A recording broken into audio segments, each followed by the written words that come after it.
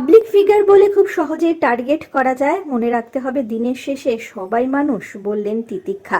সে তার পাশে দাঁড়ালেন তার সহ অভিনেত্রী তিতিক্ষা দাস। জানালেন সকলকে অন্যের দিকটাও ভাবা প্র্যাকটিস করুন। আপনাদের সবাইকে স্বাগত সিনে গসিপে। বন্ধুরা, অভিনেত্রী শ্বেতা আর তিতিক্ষা একসঙ্গে কাজ করেছেন ইচ্ছে পুতুল ধারাবাহিকে। দুই বোনের চরিত্রে নজর কেড়েছিলেন দুজনে। ধারাবাহিকে দেখা গিয়েছে দুজনের সম্পর্ক ভালো ছিল না, কিন্তু বাস্তব জীবনে তিতিক্ষা আর শ্বেতা একে অপরের খুব ভালো বন্ধু। তাই তো এবার দেখা গেল সহ অভিনেত্রীর পাশে দাঁড়িয়ে সামাজিক মাধ্যমে বার্তা দিতে অভিনেত্রী তিতিক্ষা দাসকে।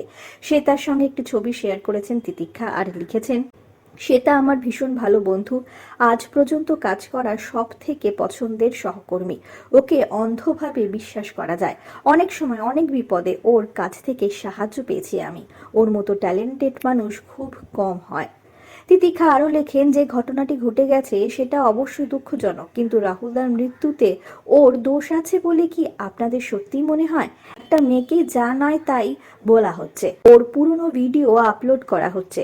রাহুল দাকে বিচার দিতে গিয়ে অন্য একজনের সঙ্গে আপনারা খারাপ করছেন না তো?